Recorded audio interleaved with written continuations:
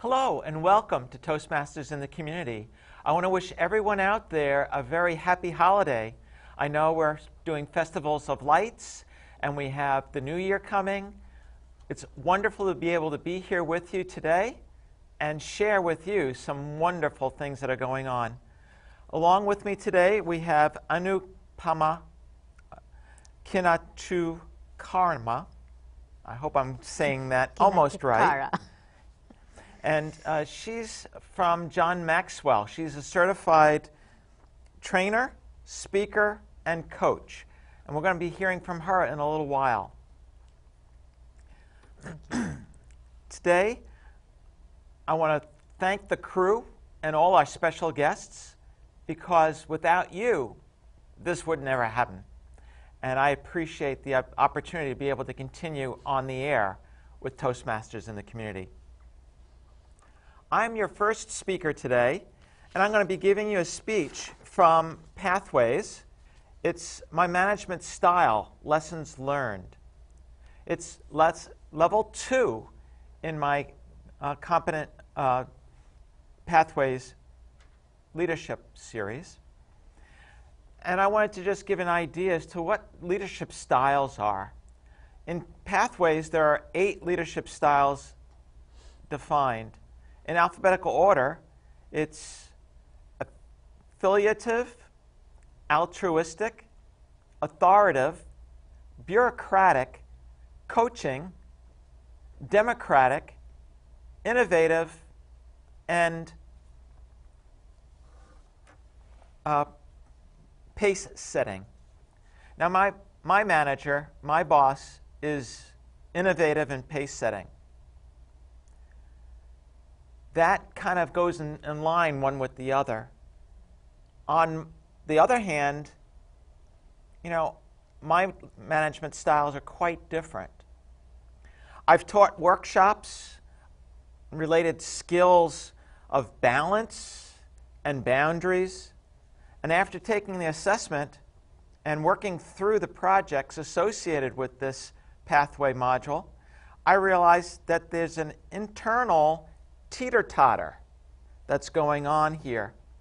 And that's that teeter-totter of balance and that teeter-totter of boundaries. And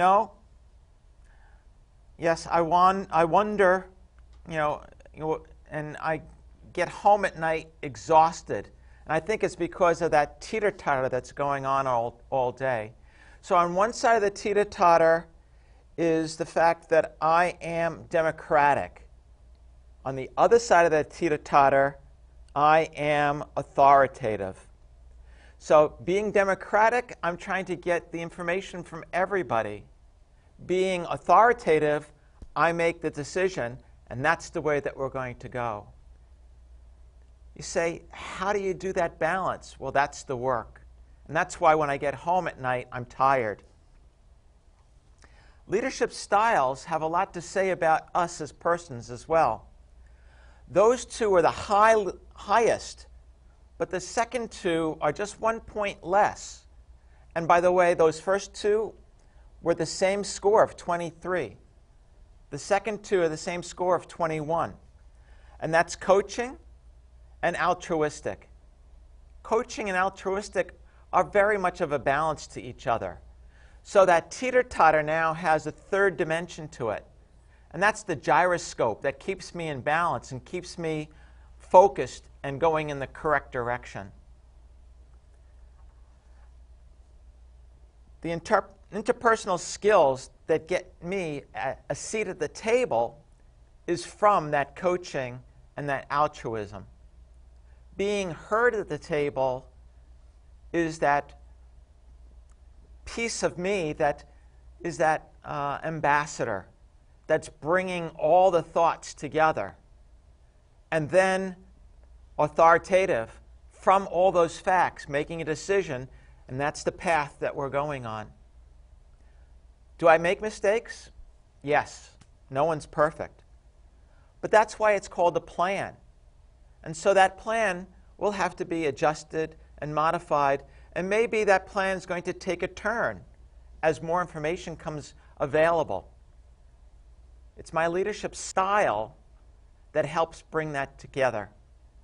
Now, leadership is a two-sided coin. We've just been talking about the head of the coin, the leadership style. The back of the coin is the attributes of leadership. The head of the coin can change. Different leaders come and go. But the back of the coin must be consistent. And those things are being an effective communicator, which is what we learned here in Toastmasters. Being optimistic, demonstrating integrity, leading by example, and being open-minded. Remember how I said I'm listening to everyone around the table? That's that open-mindedness. Leading by example, I'm not going to ask someone to do something that I won't do myself. Being optimistic, yeah, I have a realistic part of me, but I'm always looking at the fact that we can go beyond and be more than we are today. That's why I think my manager and I have that seesaw balance as well, that teeter-totter balance as well. With his innovative and pace setting, it helps keep me on track to doing what needs to be done as a leader and as a manager with my people. Effective leaders are excellent communicators and display high level of personal integrity. They are open-minded, optimistic, and lead by example. Great leaders inspire others to follow them. Leadership attributes are specific actions a leader may take. Leadership styles, that's where the rubber meets the road. And that's the broader concept that defines a leader and the overall approach. So I've learned about my leadership styles and how sometimes they dovetail together, sometimes they're askew, and sometimes they're at odds. But getting that balance, setting those boundaries, that sets me apart from others because we have success. Thank you.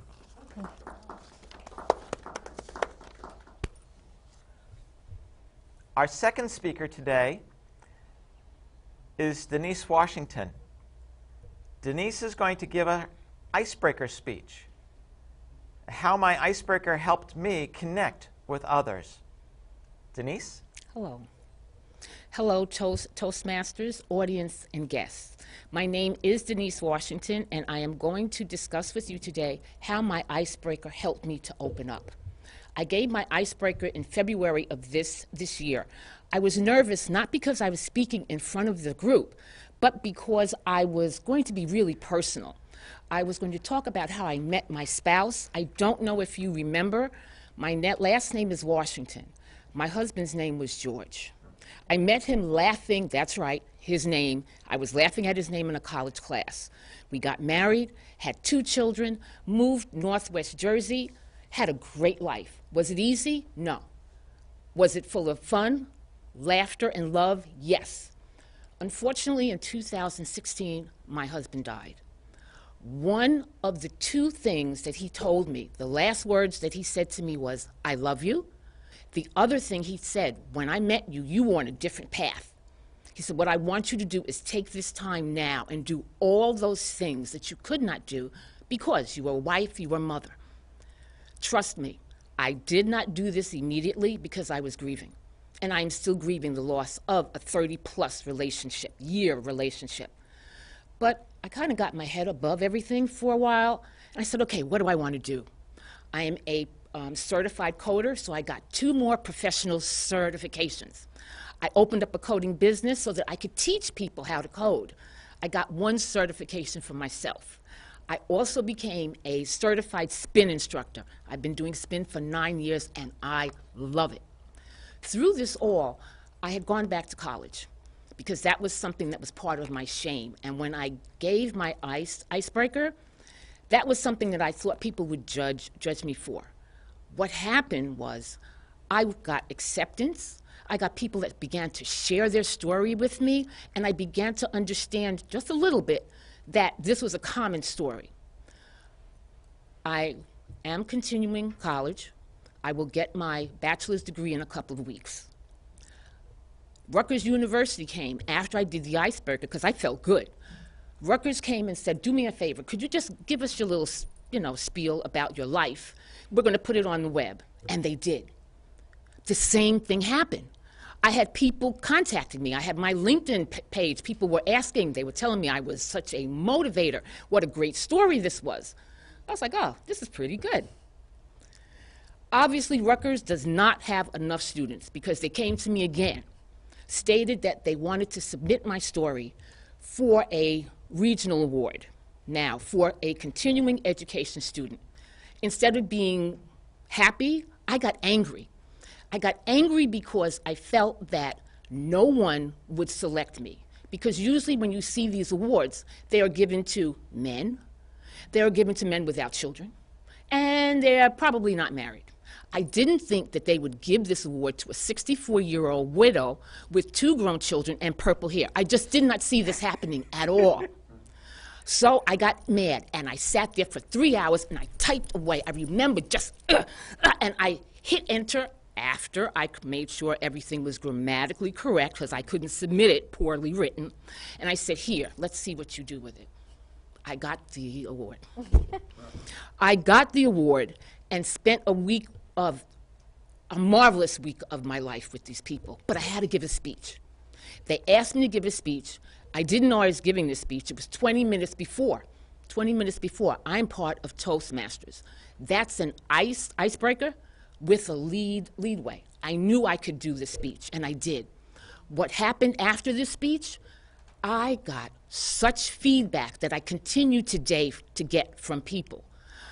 I had passed the award around. People put little Post-its on the other side telling me how dates that I had given them, experiences that I had, things that I held at one point in shame that they saw as a motivating factor or things that they had done in their lives. I wish that I could tell you that it ended there, but it did not. I continue to this very day to have people contact me concerning my speeches that I have given.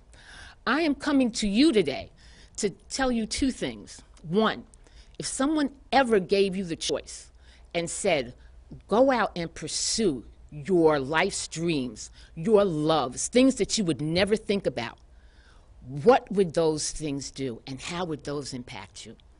Also, not to be cliched, but tell your story.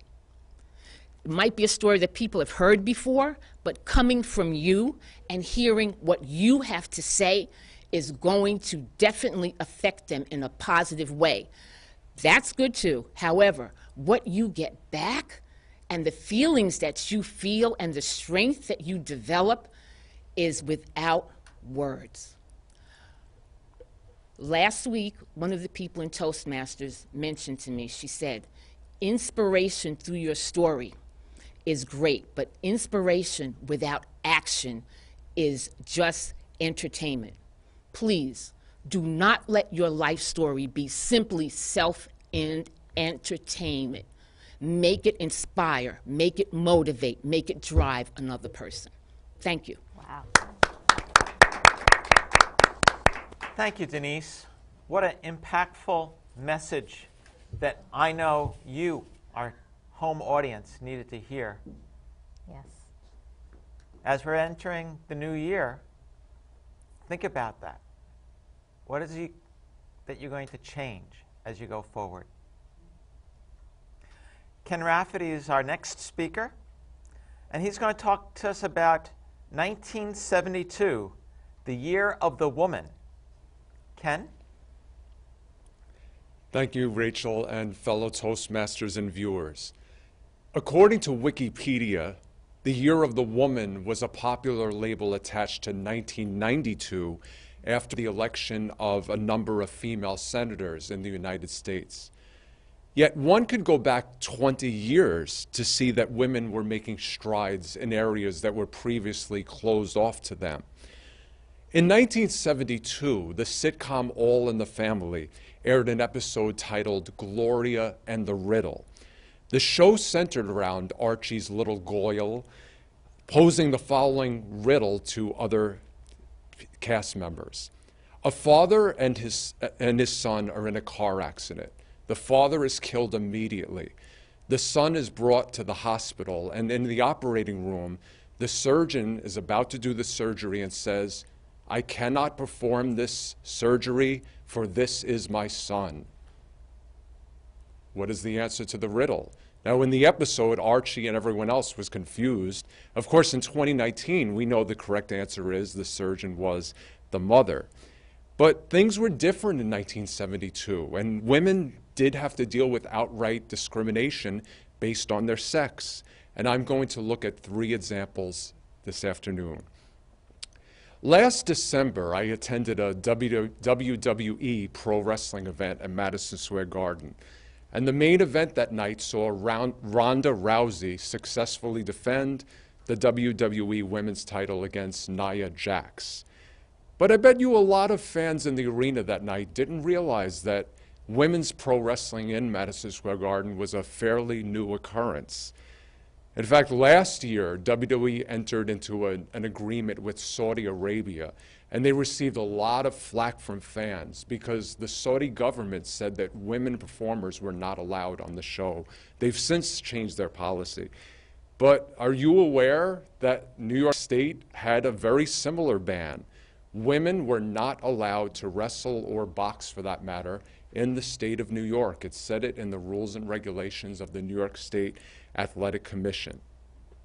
But a wrestler named Betty Nicolai decided that she was going to change this law, and she fought, and she got public opinion behind her because women were gaining more equality at that time. And the key thing is newspapers and magazines picked up on the story, and Betty was gaining immense support, and she had a hearing in front of the State Athletic Commission panel. And the ban was eventually overturned. The very first women's match to ever take place in Madison Square Garden was on July 1st, 1972. Vicki Williams challenged champion, the fabulous Moolah. Now, was I there that night? No, I actually was not born yet in 1972.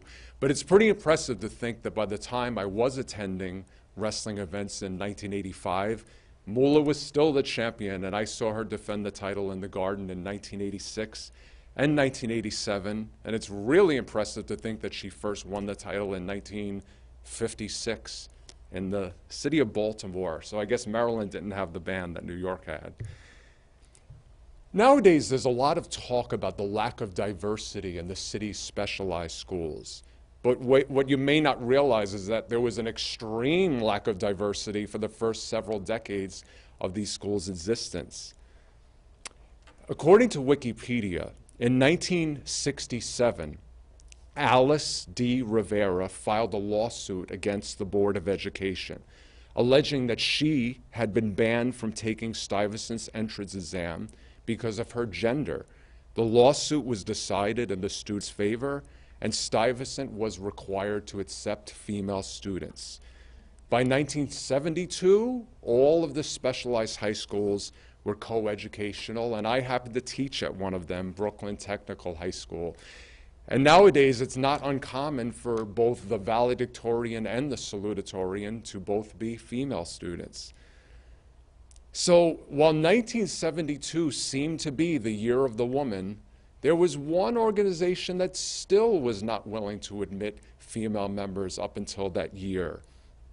What group am I speaking about? Well, I'll give you a clue. If this was still 1972, this whole show might be me only this afternoon.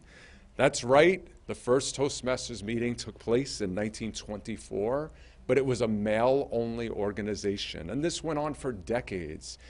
In 1970, a woman named Helen Blanchard went to a local meeting, and she tried to join, but she was told, sorry, men only. But 2 weeks later, she received a call, and they said, okay, we will let you join. She eventually filed her paperwork with World Headquarters, but had to list her name as H. Blanchard. And she was eventually told, initials aren't good enough, we need the name. So the name was submitted as Homer Blanchard, and she became a member. But it wasn't until 1973 that Toastmasters fully opened its doors to female members, and Mrs. Blanchard went on to become the president of Toastmasters International, and the first female, of course, in 1985. So after all this, can we really be surprised that people had trouble solving Gloria's riddle in All in the Family? I mean, we learned that women were denied earning rights through job opportunities. They were denied educational rights from not going to the specialized high schools, or even the speaking rights to have the ability to speak up. But the next time you see Becky Lynch defend her WWE title in Madison Square Garden, the next time a student gets 100 on one of my math tests at Brooklyn Tech, or the next time you see a woman speak on this show, just remember the people like Betty Nicolai, Alice de Rivera, and Helen Blanchard, and how they paved the way and stood up for their rights and made 1972 the year of the woman. Rachel. Ken, that was amazing. Thank you so much. Sometimes we take things for granted. Sometimes we don't realize those extremes were there for so long. And that's where even leadership style has to change, because a woman's perspective is different than a man's. Sure. And the way I talk about things sometimes gets ignored. And that's where we need to build up those confidences, and Toastmasters helped me build that confidence. Mm-hmm. Speaking of confidence builders, Anupama Kinatukara is our next speaker, and she is going to talk about understanding your leadership style. Thank you, Rachel. So my name is Anupama, and I want to thank Rachel for that introduction. I'm very excited to be here with you today and to spend the next 5 to 7 minutes together with you. What makes this time so special to me is I'm here to talk about a subject I'm so passionate about, and I know that makes a difference in everyone's life and in the business life of every organization. That topic is leadership. If you have never experienced a failure, at least once, in leading others, would you please just raise your hand right now? All of us have experienced a failure when leading ourselves or leading others. I don't know about you, but when I made a mistake in leadership, I wish somebody would have warned me about this. The stakes are really high in leading others today. There is more competition, slimmer margins, and the pressure to perform is increasing, not decreasing in today's market.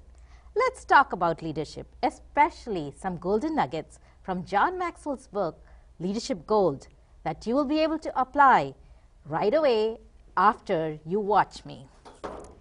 It's been said that a wise person learns from his mistakes or her mistakes.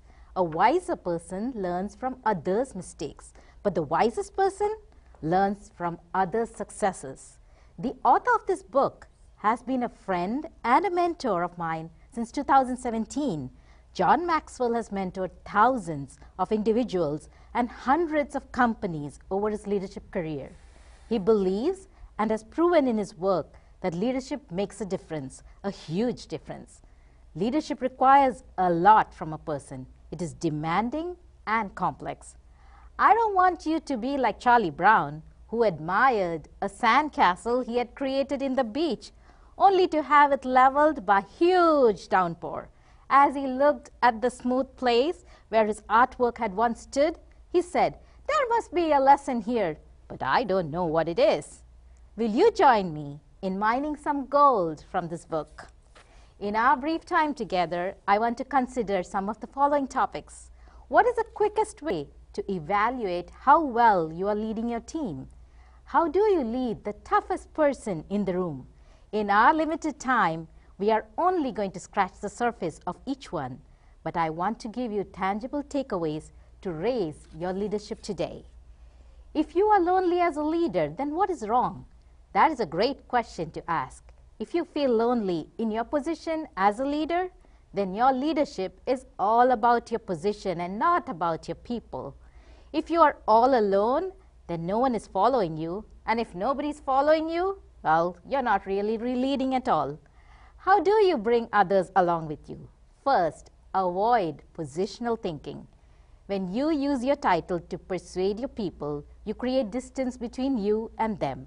A leader does not belittle their people, they enlarge their people. Win your people over by building relationship with them. Do that and you will never be lonely. Leadership is influence, nothing more, nothing less. Remember, you are in the people business always. Finally, adopt the law of significance.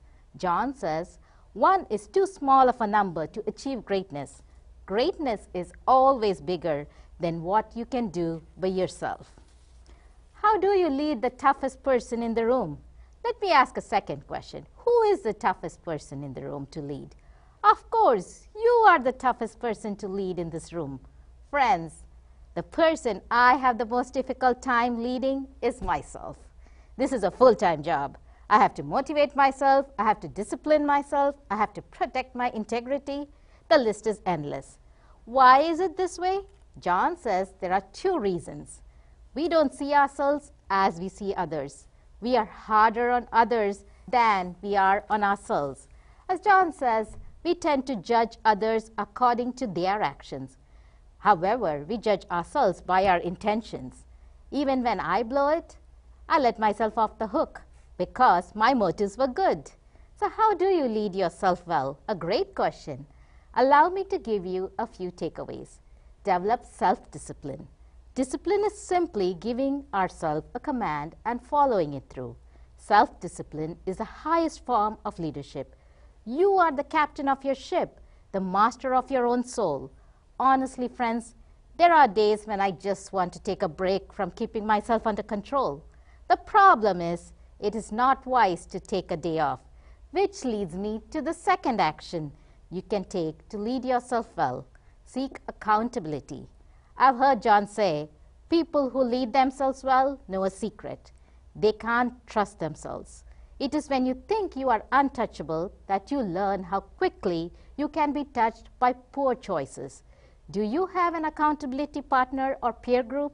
I know for myself, just being aware of an upcoming session with my groups allow me to avoid acting upon poor decisions. Leaders learn continually. Do you have a personal growth plan? Let me applaud you for taking the time to listen to me today. However, true leadership development happens over a period of time, a process. What are you doing every day to develop as a leader? How do you keep learning and growing? Choose one word for the upcoming year. This year, my word was challenged. Having one word keeps me focused on what direction I want my personal life and business life to go in. John says in his book, to grow, we have to be intentional.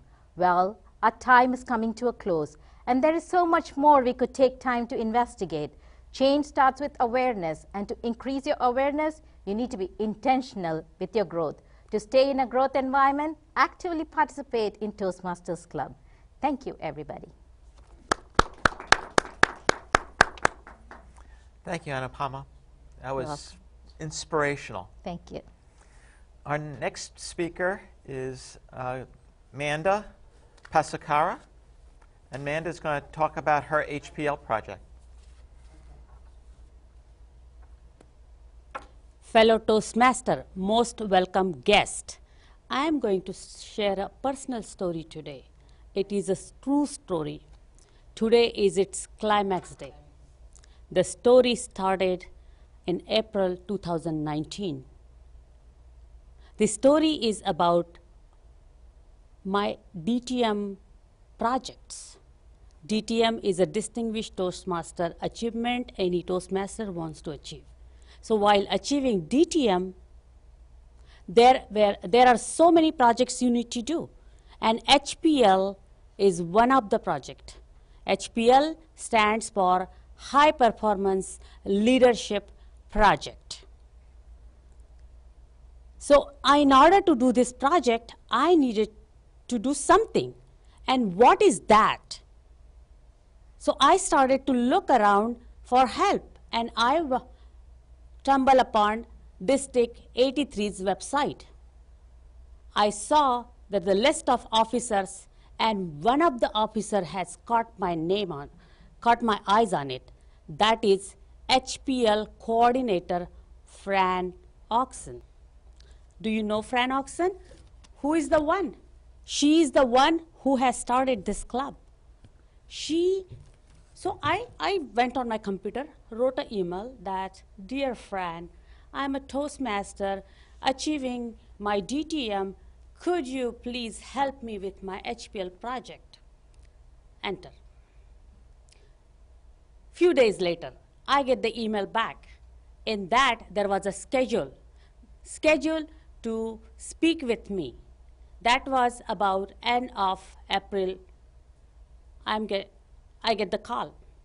On the other line, Fran is talking to me. "Hi, this is Fran. This is Manda? Manda, is this a good time to talk?" I say, "Yes, Fran, this is a good time. I'm so glad you called me. I am looking for help in my HPL project." She said, "Tell me about you." I said, "Fran, I am Manda Pasarkar. I am working in a corporate America. I am working on my GTM, and I'm part of 4 different Toastmaster clubs." Fran said, "Wonderful. I love it. I used to be a part of 7 clubs at one point." And then she told me about how she has been being a Toastmaster many years, and she inspired me. She inspired me about Toastmaster and all the achievements she has done in her life. In that conversation, so you want to do the HPL project. Outside all these things, what do you do? What are your hobbies? I said, "Fran, I'm a very boring person. I don't have any hobbies." And she said, "There must be something." And then we kept on talking. The way she was talking, she was inspiring me every moment. And that's when I said, "Fran, I do one thing. I host a basketball girls' dinner at my home every year during October and between October to December."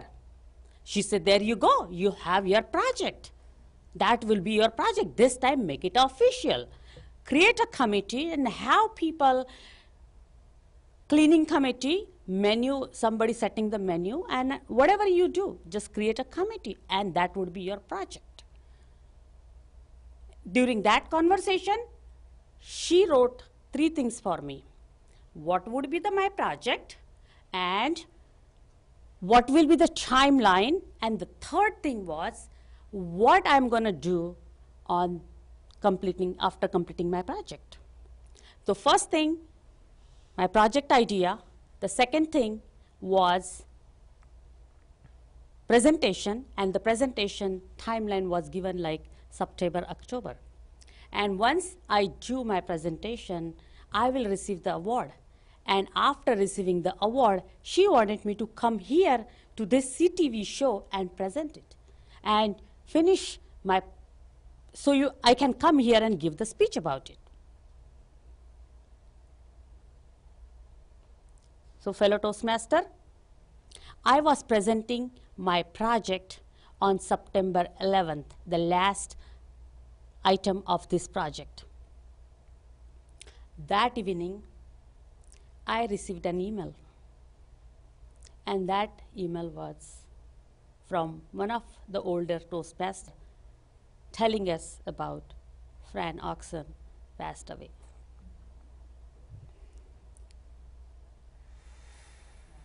During this very little time,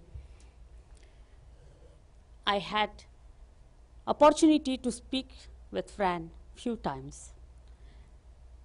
We had a conversation over the phone, and during that time, she has inspired me about so many things. I'm really thankful to her. On the day of 9/11, we lost Twin Tower 18 years ago. And on the day of 9/11, 2019, we lost a tower of Toastmaster. That was Fran Oxen. In my brief communication with her,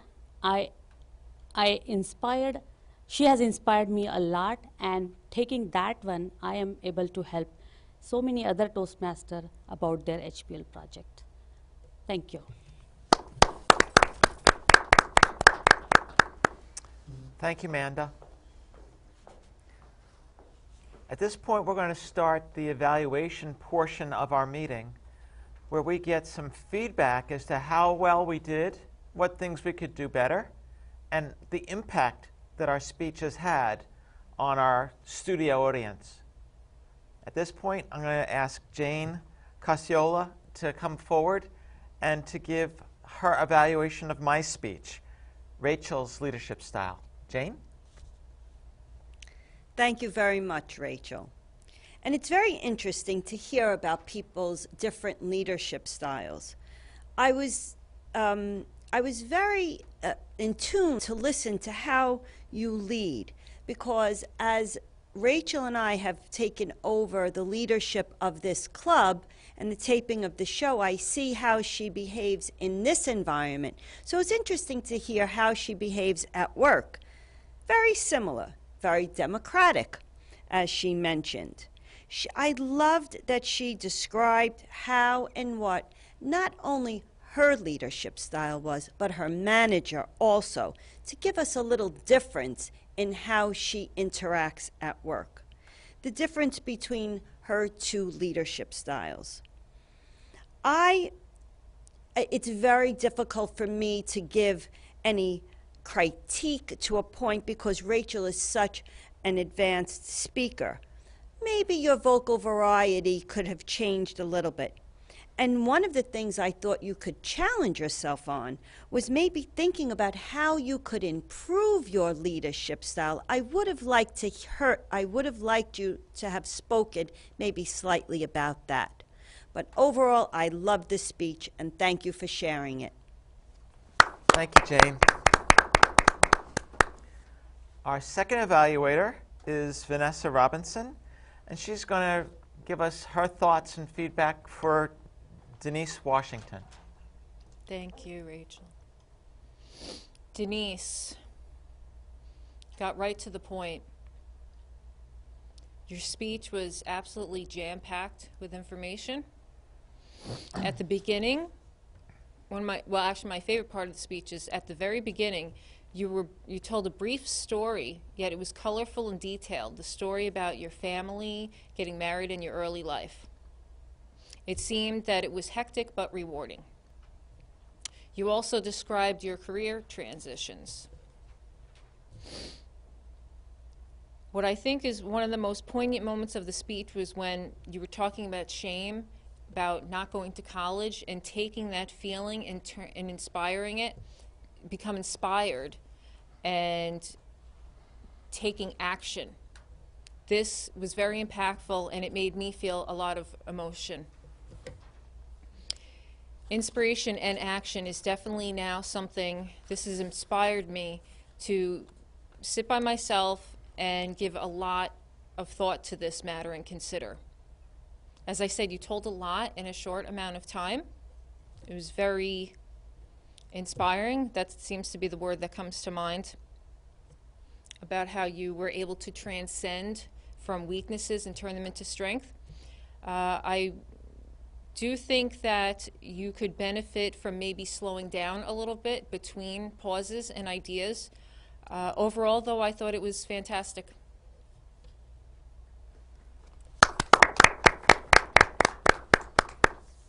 Thank you, Vanessa. At this point, it's my turn to give an evaluation of Ken Raftery's speech, 1972, the Year of the Woman. It's interesting that we have all these women on the show today, and that was a twist that Ken gave us towards the end of his speech. I think bringing out his own personal activities, whether that be women in wrestling, whether that be at school, because he's in a very unique school and atmosphere, letting us know that 1962 was when the first female was allowed into these tech high schools. and then opening it up to all of the technical high schools in 1972, that really is an eye-opener. I didn't realize that that was such a pivotal year. And yes, we thought about 1992 being pivotal because of TV, because of cameras, because of the fact that we have a lot more media coverage of it. But 1972 was a pivotal point, even for Toastmasters. Thank you, Ken. Wonderful job. Yes, really. Evaluation number 4 is going to be by Denise Washington, and she's going to be doing an evaluation of my co-host here, Anupama. Yes. Denise? Thank you. Anupama, your speech really touched me. First of all, I love that you opened up with the question, that you posed the question to the group. You asked them what they would do. Additionally, you also used vocal variations very well because there were highs in the story, lows in the story, and that was the point that you got us engaged in it all. You cited professional references, but it wasn't just dull and dry. You incorporated that in with experiences, which made me want to know more about this topic. You also whet my appetite by stating that we had a short period of time. And the minute you said that, that made me want more and more. So that really got me interested in it. Your hand gestures, you were effective because you made points and you kind of like outlined the whole speech with us.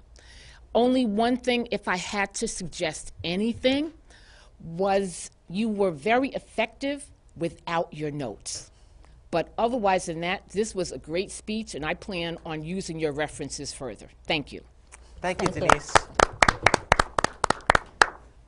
Ken Raftery is going to give evaluation of Manda's speech.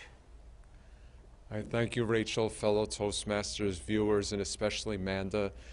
Yesterday was the first day I met Manda, and I was very happy to hear her speech today. I enjoyed it very much. It shows that to tack DTM onto someone's name in Toastmasters is more than just putting the letters there. It actually requires a lot of effort.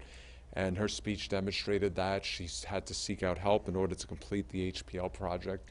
And I really like the fact that it became a tribute to Fran, because we all know that if anyone needed help, Fran was just a phone call or an email away. So I really enjoyed the fact that we once again you were able to hear a tribute to Fran.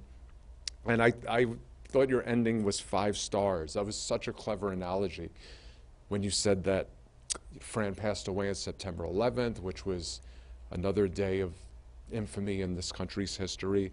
And my only suggestion for improvement, I liked your ending so much when you said that Fran was the Tower of Toastmasters. I actually think that that should have been your title, because I believe the title was just HPL Project.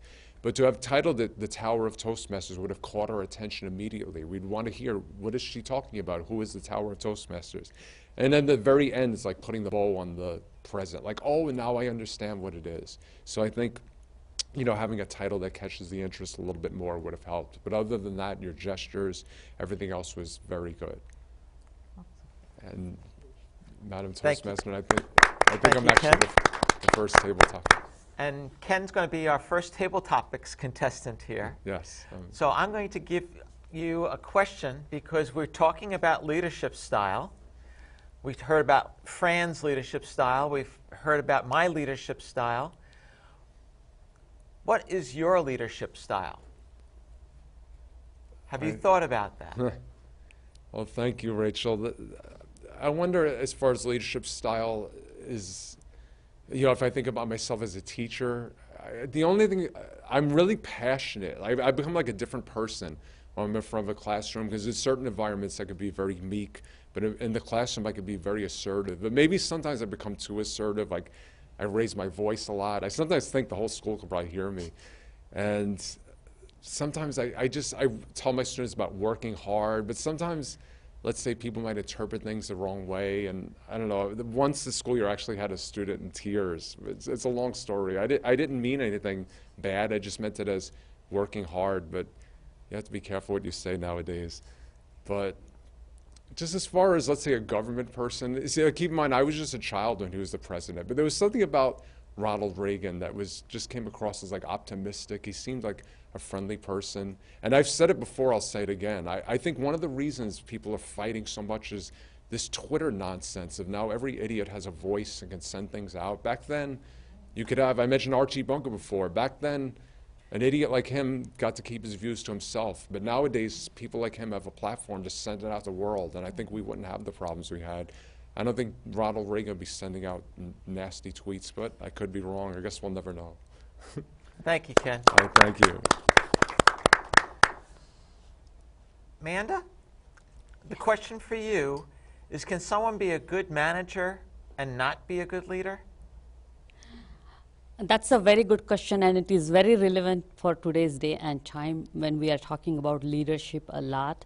So leadership is leading yourself and leading others. And managers are those who just assign the task and don't care about their subordinates' development and getting the task done, the manner, the quality, and the quantity of they care more about the quantity of the work than the quality of the work and the development of their subordinates. So I think the manager is the one who just makes sure that the project which is assigned gets done. The leader is not only just to project assigned getting done, but it is how it is getting done and what people are achieving by finishing that project. Thank you. Thank you.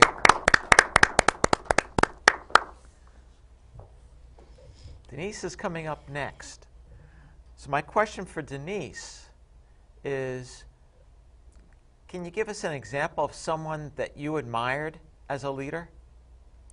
Yes, I can give you a perfect person that has always driven me, and that's my mother.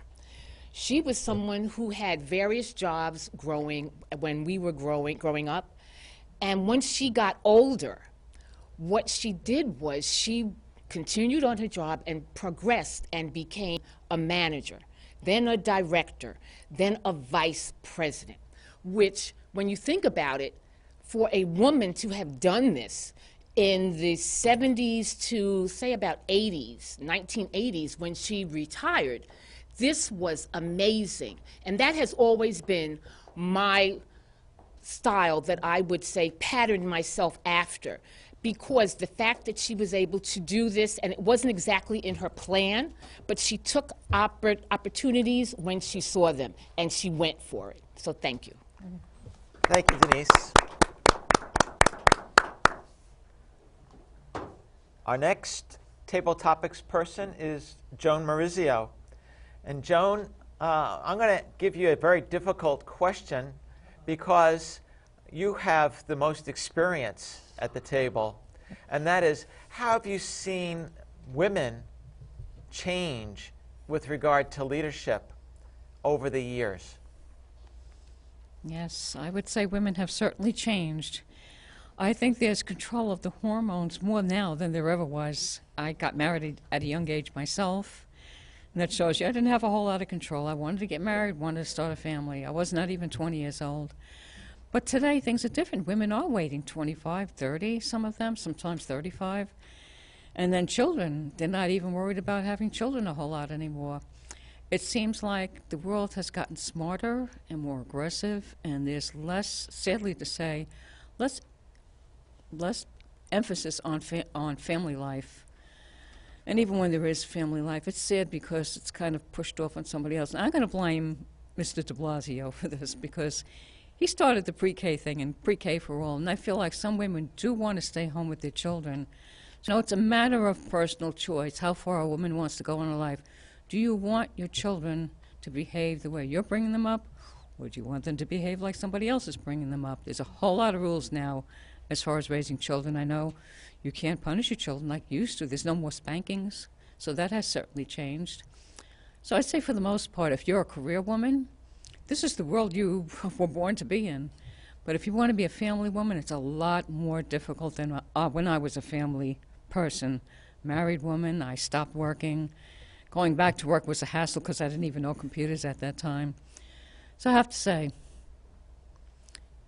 this is the time for women, I think. That's how much the world has changed. And I think they have gone a long way from Virginia Slims. I don't know if you remember the commercial. But you have to think about things like that and how they pictured women then and how they picture women now.